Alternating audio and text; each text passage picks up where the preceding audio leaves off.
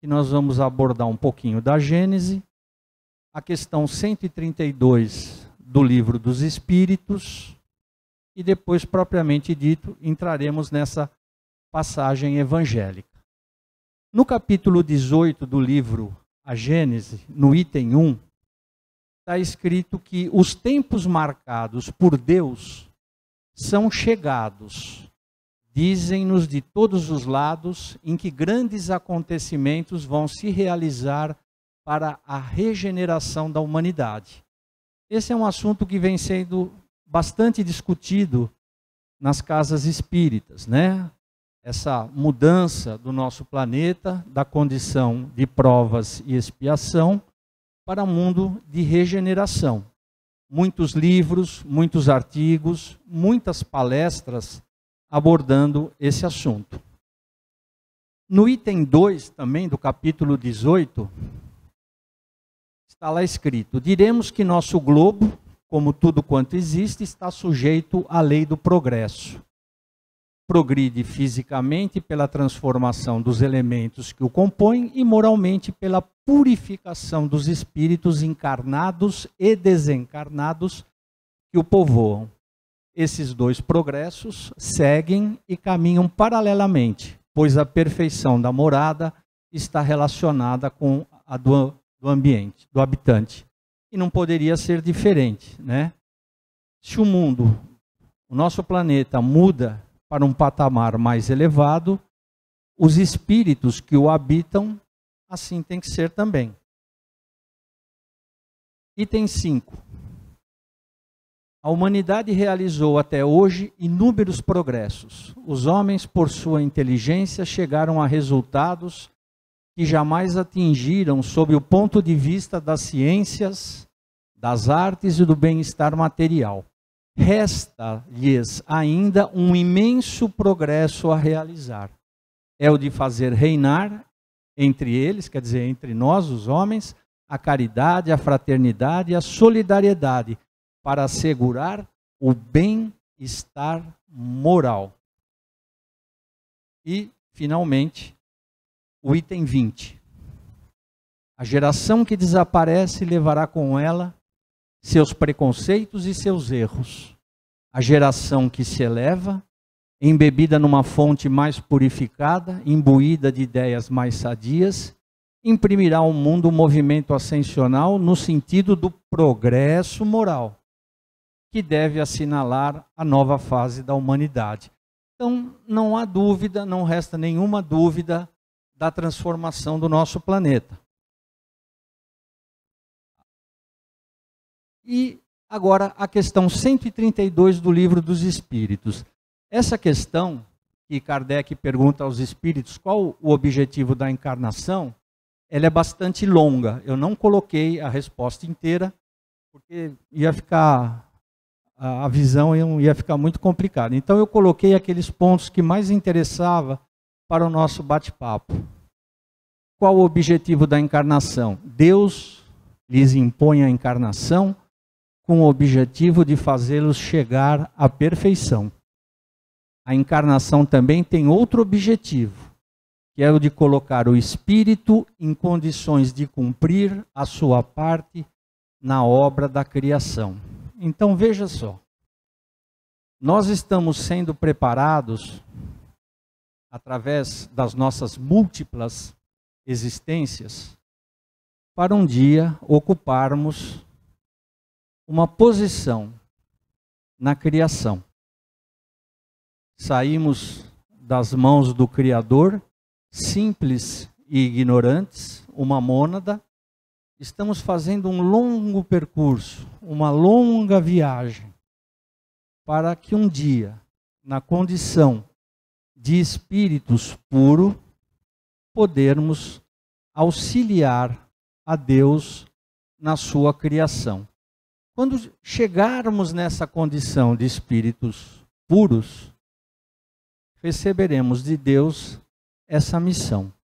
É para isso que estamos sendo preparados.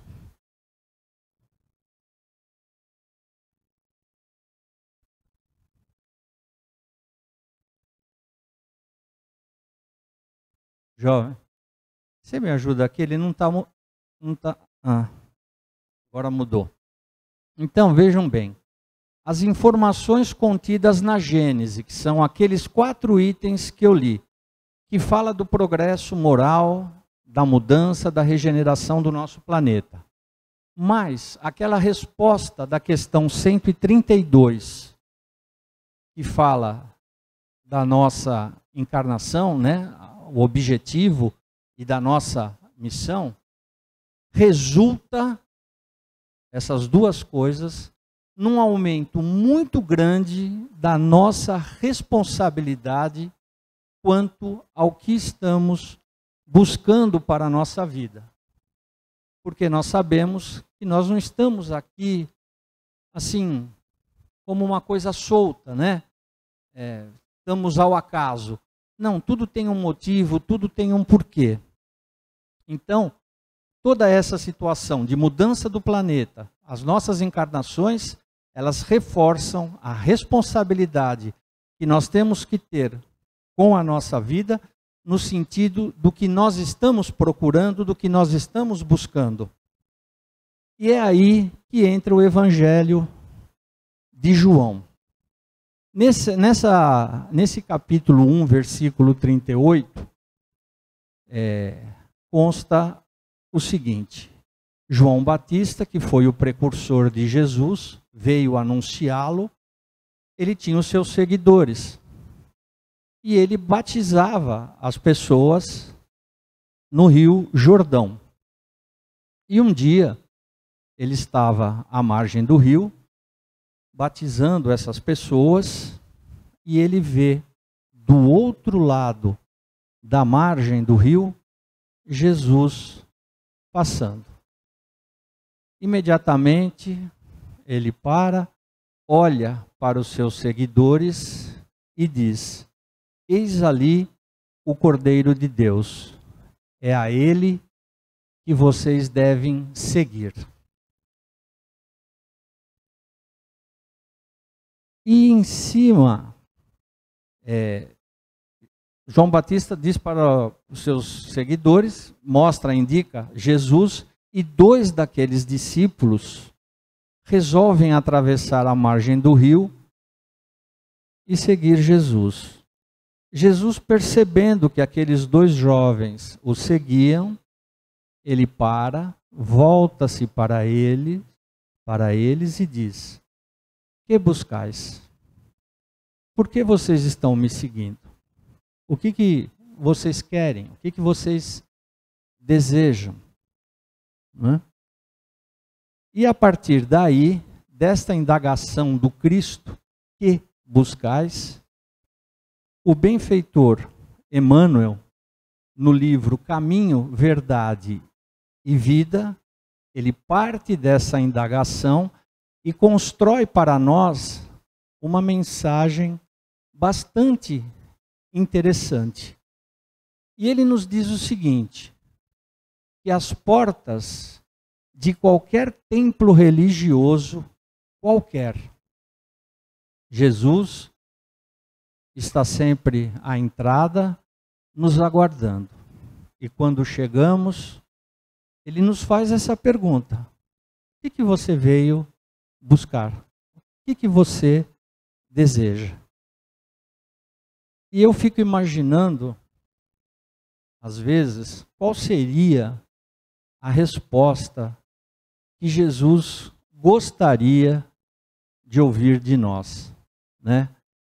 Provavelmente, ele gostaria de ouvir algo mais ou menos assim: Jesus, hoje eu estou aqui, um espírito imperfeito, reconhecendo as minhas deficiências, os meus problemas, mas disposto a me melhorar, a fazer alguma coisa no sentido de obter as virtudes que eu ainda não tenho e me despojar daqueles defeitos que eu ainda tenho em profusão. Estou aqui disposto a deixar de ser o homem velho para ser o homem novo. assumir uma nova postura, uma nova atitude, para poder contribuir na tua seara. Porque sei que a seara é grande, mas poucos são os obreiros. Mas eu acho que muitas vezes, ou na maioria das vezes, não é bem isso que Jesus ouve. Na maioria das vezes, chegamos a um templo religioso na expectativa de resolver aquele problema que nos está causando momentaneamente muita dor e muita angústia. Normalmente problemas ligados à nossa condição de um ser carnal. Mas, nessa mensagem de Emmanuel, ele abre, dizendo o seguinte, que a vida em si é um conjunto divino de experiências. E se nós formos analisar, é uma verdade. Porque imaginemos por um momento o trabalho que nós damos à espiritualidade para poder encarnar. Aonde eu vou nascer? Quem serão meus pais? Os meus irmãos? Em que lugar eu vou nascer? Em que cidade? Em que estado? Em que país? Em que condições sociais? Então, se a gente for fazer uma análise nesse sentido, a gente vai ver que para cada um de nós, o plano reencarnatório só pode ser algo extremamente divino.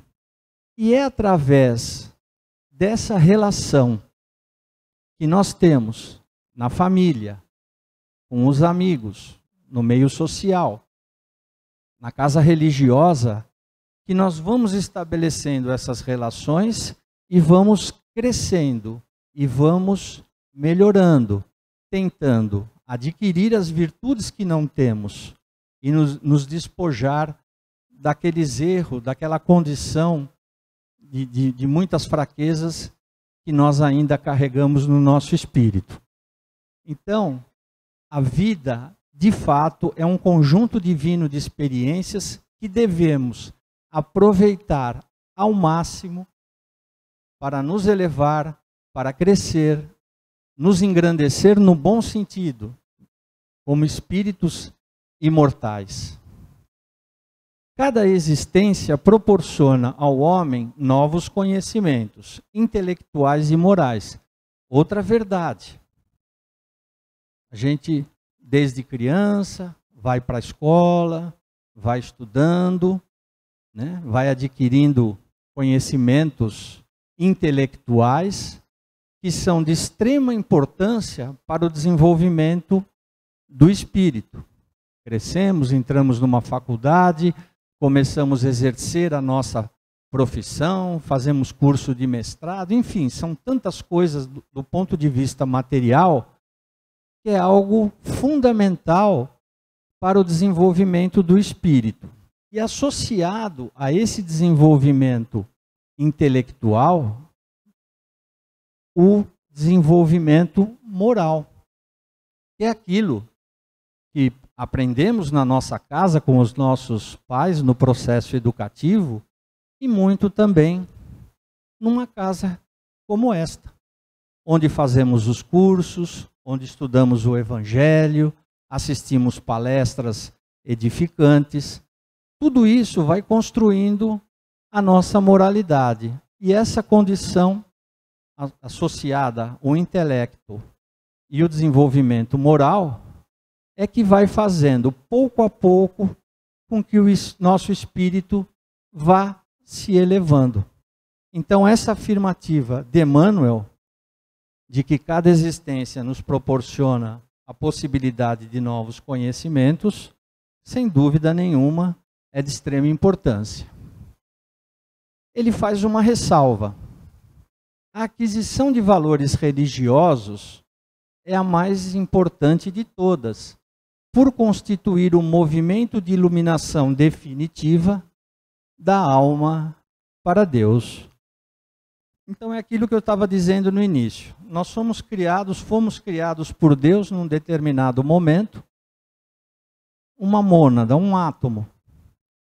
E partimos então numa viagem extremamente longa, cujo objetivo é nos melhorarmos, nos aprimorarmos para voltar a Deus, para receber de suas mãos a missão que caberá a cada um de nós.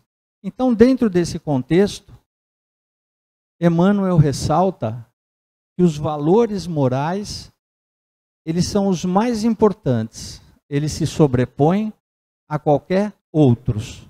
Mas, no entanto, os homens estendem a esse departamento divino a sua viciação de sentimentos, no jogo inferior dos interesses egoísticos, né? E por que Emmanuel diz isso? Porque, na maioria das vezes, a gente vem a um templo religioso querendo melhorar a nossa condição, principalmente material. A gente chega ali na porta, quando Jesus nos pergunta o que nós viemos buscar, e a gente muitas vezes diz a ele: eu vim buscar a minha mudança, a minha transformação. Mas, na verdade, o que a gente está querendo é apenas e tão somente resolver um problema imediato. Muitos devotos entendem encontrar na divina providência uma força subornável, cheia de privilégios e preferências. Outros se socorrem do plano espiritual com o propósito de solucionar problemas mesquinhos. Nesta frase tem uma palavra que eu acho extremamente forte e bastante interessante, que é a palavra subornável, né?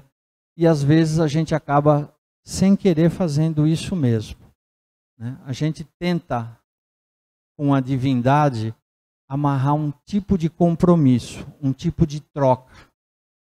Então, muitas vezes eu digo: Senhor, me ajude a conseguir tal coisa e eu vou fazer isso, né? Aquelas coisas bobas, pequenas, tipo, eu vou ficar 1 ano sem comer chocolate, vou ficar 1 ano sem tomar refrigerante, né? Como se a divindade fosse algo como nós, um humano como nós, né?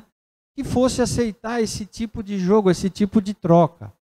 É lógico que a espiritualidade entende a nossa condição de crianças espirituais e nem toma conhecimento. Mas tem gente que leva isso muito a sério.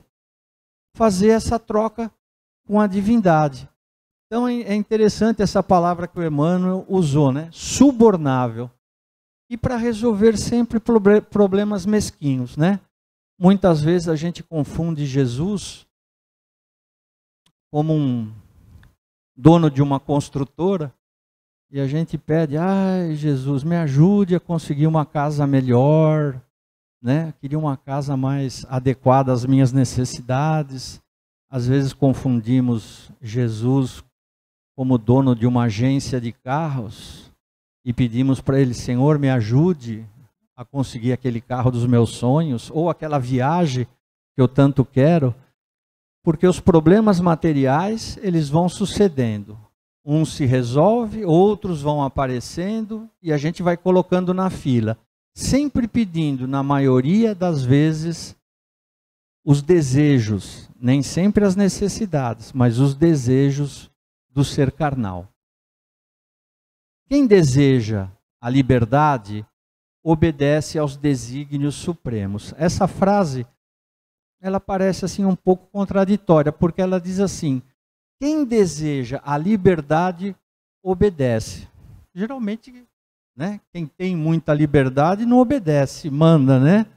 Mas nesse caso, se nós entendermos o sentido dessa frase, né, aceitarmos de forma resignada aquilo que Deus reserva para nós, as nossas provas, as nossas expiações, se nós aceitarmos com o coração mais tranquilo em harmonia, em paz, nós estaremos nos libertando de uma série de dificuldades, de aflições e de problemas.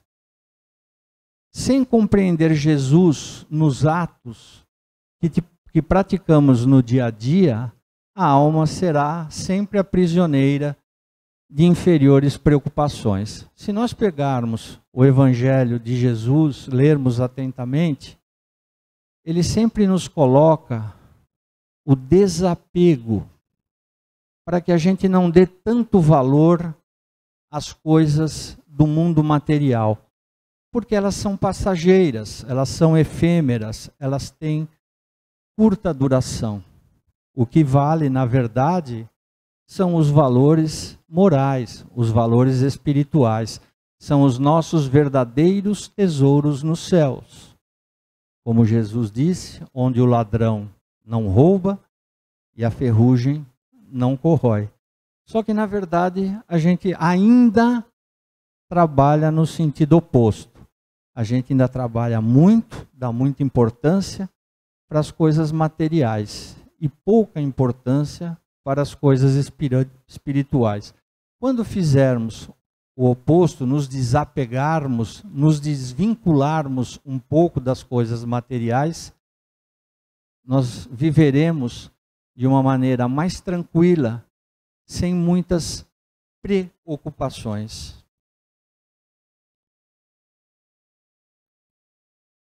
Essa simples indagação de Jesus aos dois discípulos que o seguiam é dirigida de forma mais enfática aos espíritas. E por quê? Porque nós não alimentamos ilusão. Nós sabemos que a nossa transformação, ela não é fácil, ela é difícil, ela muitas vezes dói. É como se a gente tivesse o tempo todo, como se fosse uma casa em obras, né? A gente está se agitando para fazer aquelas modificações que nós precisamos. Então, nós sabemos que o sangue de Jesus, ele não lava nenhum pecado, né? Que a vinda de Jesus, a morte dele na cruz, não levou os meus problemas embora. O que ele veio me trazer foi uma mensagem a respeito da bondade, do amor, que tipo de postura nós temos que adotar na nossa vida para fazermos um caminho menos doloroso, chegarmos ao Pai uma velocidade maior. Então nós não alimentamos nenhuma ilusão. Sabemos que cabe a cada um de nós, de acordo com a nossa inteligência, com a nossa disciplina, a nossa força de vontade, chegar a um bom termo. A espiritualidade está aí para nos ajudar, nos dar força, mas cabe a cada um de nós movimentar essa engrenagem. Por isso que Emmanuel diz, para os espíritas, a indagação de Jesus, ela é mais direta, ela é mais enfática. A cada criatura que desperta em mais altos níveis da fé raciocinada, soa a indagação de Jesus como um convite constante à realização de obras em que se afirme a caridade real. Então a pergunta de Jesus, a gente não deve compreender apenas como assim uma resposta, olha, eu vim buscar isso, eu vim buscar aquilo. Não, a pergunta de Jesus, ela é mais extensa, ela vai mais além. É como se ele estivesse nos convidando. Veja o que você está buscando, o que você está procurando e faça, e realize, movimente, faça uma ação em benefício. Então, é um convite à caridade real, à caridade sincera. E se nós formos, eu coloquei ali, na questão 886 do Livro dos Espíritos, a caridade da forma como Jesus entendia, né? Benevolência para com todos, indulgência para as imperfeições alheias e perdão das ofensas. É lógico que a caridade real, ela não se restringe só a isso, né? Quando a gente vem, por exemplo, aqui nesta casa, ajudar como voluntário em qualquer atividade, de certa forma nós estamos fazendo uma caridade para aqueles que trabalham e frequentam aqui a casa. Então, quem está fazendo o pão, quem está limpando esse salão, quem está trabalhando na monitoria dos cursos, enfim, tantas atividades que a casa tem, no lanche, que é feito todos os dias pela manhã, essa pessoa está fazendo uma caridade. E a primeira pessoa a ser beneficiada com esse gesto, com essa atitude, é ela mesma. Escuta no íntimo a austera palavra de Jesus, convocando-nos à coerência entre o ideal e o esforço, entre a promessa e a realização. Essa é uma parte assim muito importante desta mensagem de Emmanuel, porque muitas vezes nós traçamos muitos ideais, né? Muitos objetivos para a nossa vida, principalmente quando tem a virada de ano, né? O ano que vem eu vou fazer isso, vou realizar isso. E aí o tempo vai passando, parece que aquele ímpeto, aquela vontade, aquela energia para fazer as coisas vai declinando. Quando chega no meio do ano a gente faz um balanço, fala, não, mas ainda dá tempo, ainda tem 6 meses pela frente para eu fazer pelo menos parte do que eu me programei. E quando chega no final do ano, aí a gente percebe que não realizou praticamente nada. Então Jesus ele diz assim, olha, você tem que ter muita coerência entre aquilo que você está idealizando e o esforço que você está fazendo. Assim como as promessas, né, e a realização. Prometo, Senhor, o ano que vem ser um pai melhor, um filho melhor, né, um esposo, patrão, funcionário. Fazemos um monte de promessas. Mas e a realização? Então Jesus nos cobra essa coerência.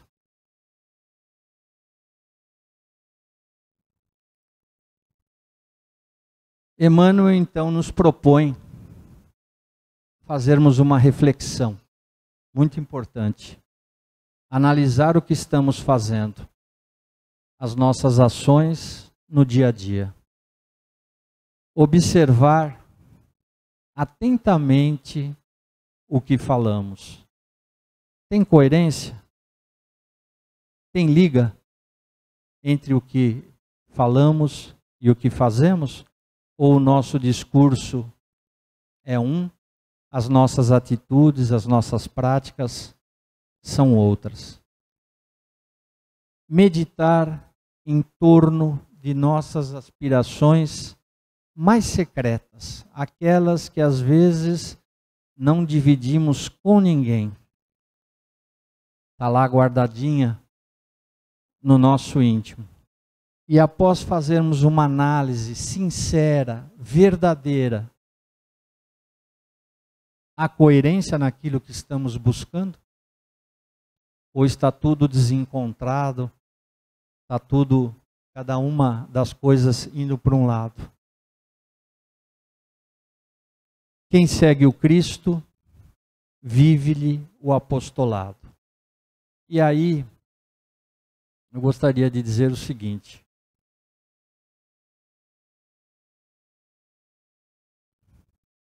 Embora sejam coisas simples, no Evangelho de Jesus existe uma verdadeira receita, um roteiro divino, que se nós seguíssemos à risca, com certeza a nossa evolução seria muito mais rápida e traria menos dor para nós.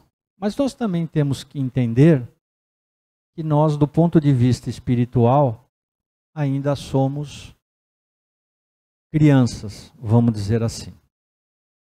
Então, seguir o apostolado, seguir tudo aquilo que Jesus nos indicou, não é fácil, né?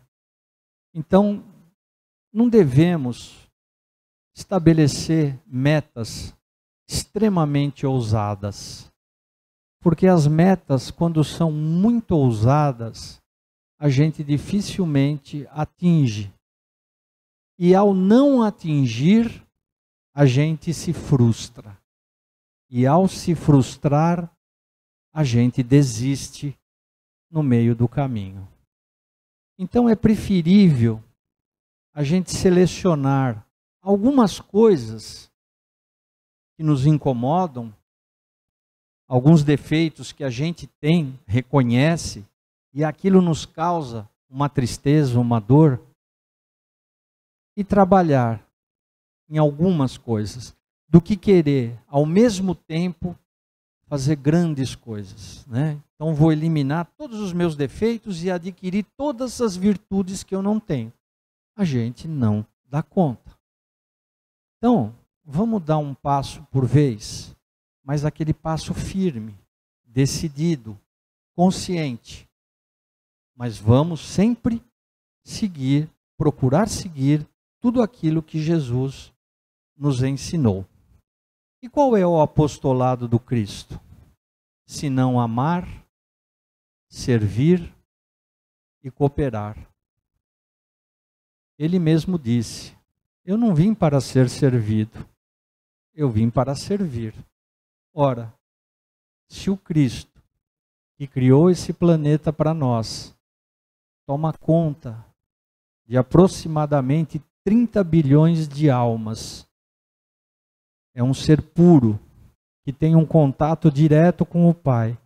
Ele veio para servir, por que não nós, né?